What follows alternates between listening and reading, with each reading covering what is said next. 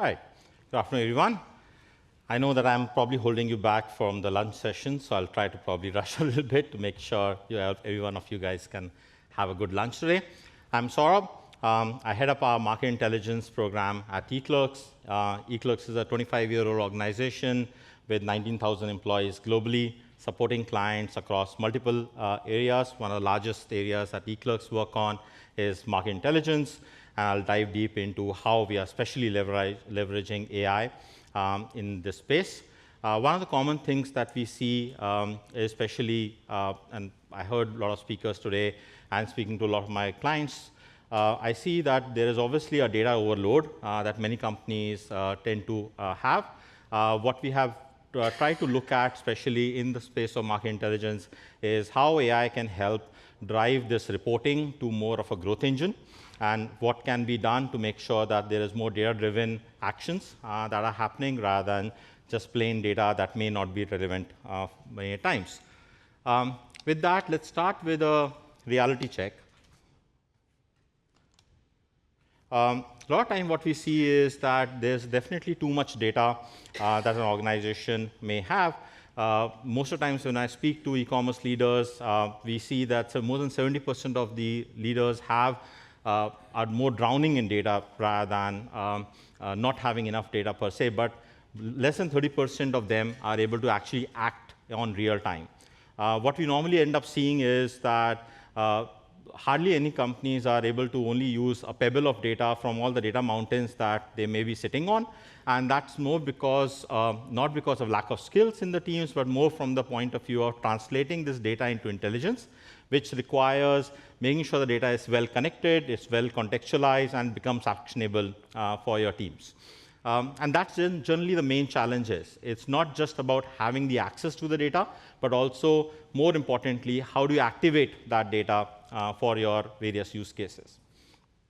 Now, in that, some of the facts that we see that's happening, so we definitely see a huge growth in data consumption. We see e-commerce playing a biggest role in that space.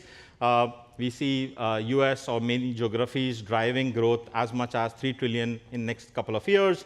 But what is generally expected by most of the customers as they are buying from you, they are buying and expecting more a B2C-like experience. They are expecting you to have speed, agility, to drive real-time updates to them.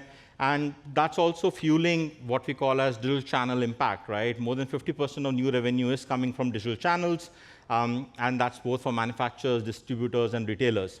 At the end of the day, what we also continue to see is that especially direct-to-business growth is also increasing quite drastically. That may also be creating sometimes conflicts between your channel partners, and that may be also leading to opportunities at the end of the day.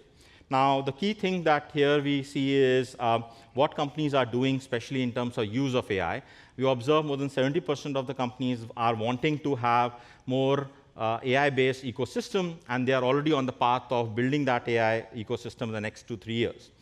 Now, but there are still many challenges. One of the biggest challenges we see is especially in terms of inconsistency in the pricing, how buyers see your pricing.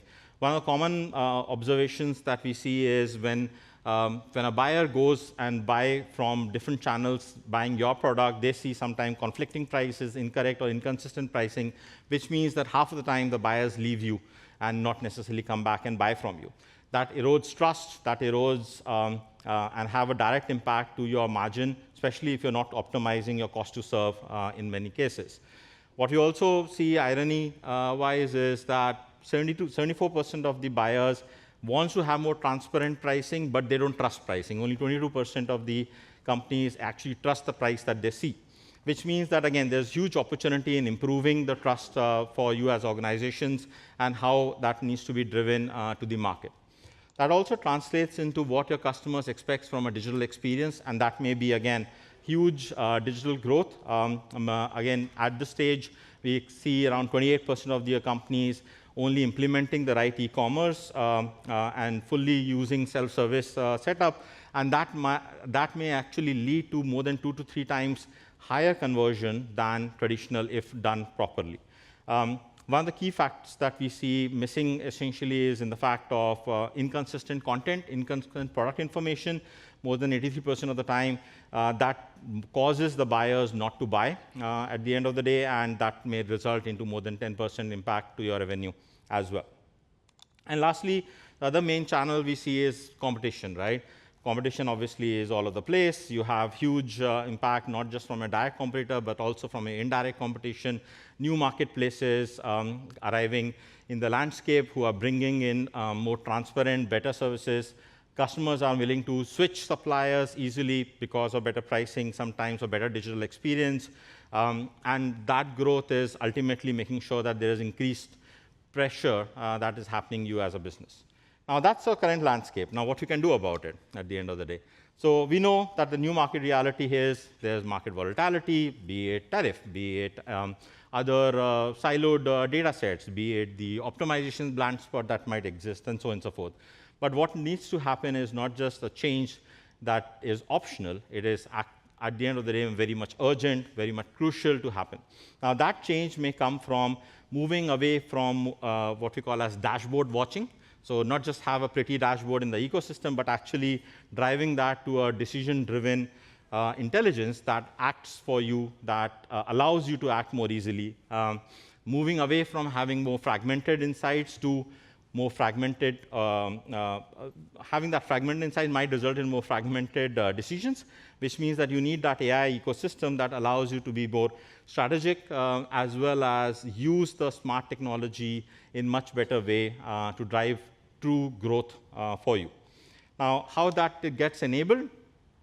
It gets enabled by use of a lot of AI platforms. Now, we have seen a huge evolution that has happened with the AI landscape. We continue to observe significant growth in AI-enabled e-commerce in the next 5 to 7 years, going to almost $22 billion.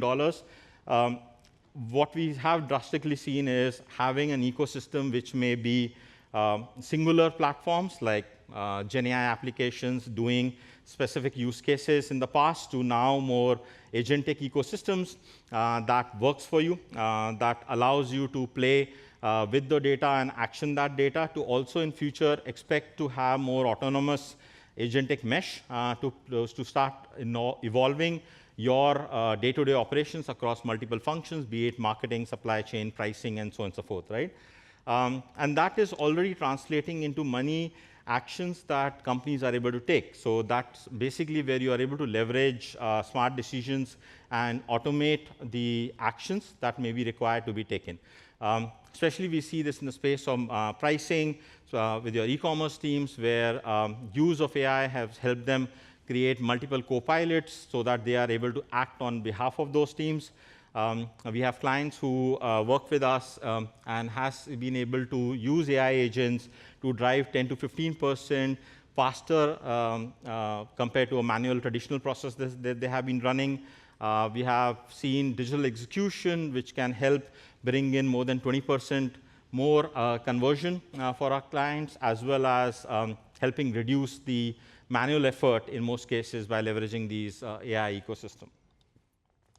So how does that get enabled is basically driving the use of AI as a part of your scaling program, right? And that can happen across multiple layers. So number one, use it as across your teams. So this means enabling AI to do the data work, do the heavy lifting work, do ingestion, do integration, do cleansing that may be required, so that the teams are left to more focus on decisions rather than spending time on enabling data. Second, across functions, having that one singular view of data, which allows your category teams, your operations teams, your supply chain marketing teams to use market intelligence as one synchronous organization, and ultimately drive not just within one geography, but across multiple geographies. So if there is a flash sale that is happening in Singapore or a price drop that is happening in Germany, they're all having one singular view and are able to act as a cohort across multiple geographies as well. So what does that look like in terms of a decision-ready intelligence ecosystem? I will call them a 6 or 7 layer program, largely to make sure that the decision-ready intelligence can translate your raw data to intelligence, to action, to impact. It starts with making sure that you are capturing whole of data and not just part of the data. And then whole of data would mean everything that you may want to know about your products, your competition, that may come from any digital sources that may be leveraged.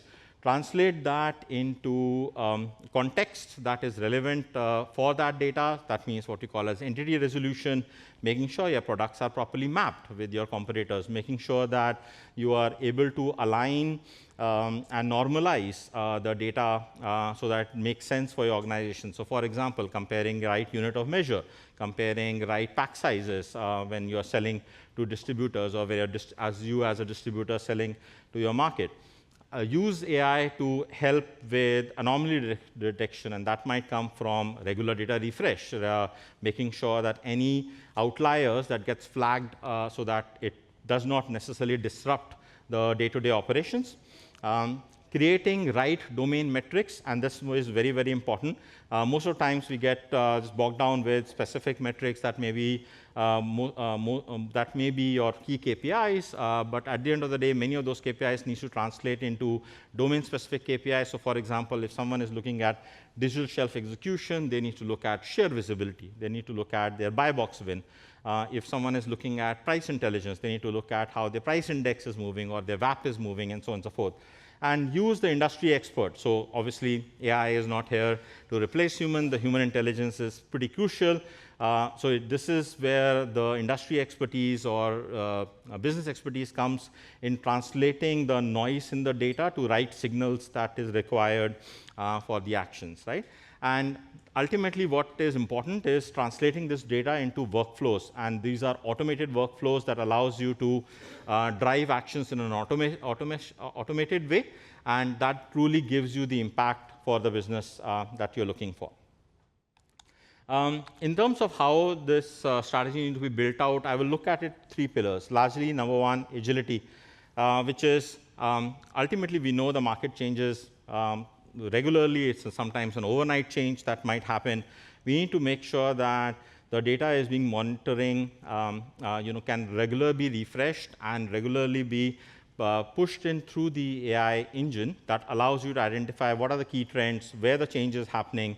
And that might be a new promotion that is launched by a competitor, or maybe suddenly your products are no longer visible into your digital channels. And that agility to quickly change is pretty crucial, and ability to make sure your AI engines are not just stuck into singular prompts that are running over a period of time and not necessarily adapting to changes that are happening. Second, accuracy of that data, right? Now, AI engines can do fantastic in making sure that they can do all the heavy lifting, they can scrub the data, they can make sure that the data is clean, but also give you the confidence that the data itself is trustworthy, is ready for decisioning, and that can be leveraged to drive relevant actions for your organizations. And finally, how does this translate into growth? So not just a platform that is sitting in isolation, but a very much a scalable platform that allows you to get those automated insights, identify what are the key factors that is relevant for you as an organization, and reduce that dependency on manually analyzing the data or using manual analysts to drive those actions. With that, I'll just quickly also introduce eClerx a little bit more. So market intelligence for us has been a main program that we have been supporting for the last 25 years, driving multiple use cases across data analytics and optimization for our clients. And that can be in the form of different use cases that our brands, manufacturers, retailers, or distributors are working with us. We pride ourselves in having a 4D framework, which allows us to deliver a full loop intelligence suite that includes us not just detecting where a change is happening, but also diagnosing why that change is important for you, identifying what are the decisions that needs to be made, and also enabling that decisions by deploying automated actions on your behalf to drive that business growth. It's a very much scalable ecosystem, roughly supporting more than 90 countries globally with access to 8,000 plus digital sources that allows us to drive these actions for our clients and ultimately give results that matters, right? Results could be in the forms of impact to your customer, acquiring new customers, ensuring that you have faster time to market, ensuring your average order value goes up, right? And that's all enabled through real-time alerts, actionable dashboards, product lens, insights on demand, and a lot of agentic AI ecosystem. With that, that's what we see today as of now. So an evolution where data is obviously out there, but we want to make sure that AI agents can be plugged in as part of our ecosystem to help build smarter strategies, smarter intelligence for our clients. And that's something that we love to kind of talk more about. Visit us on our booth just right outside. You can connect with me to learn more about use of AI agents. We also have a competition going on as a raffle to kind of win Sono Roam speakers. So welcome for you to kind of stop by. Thank you so much.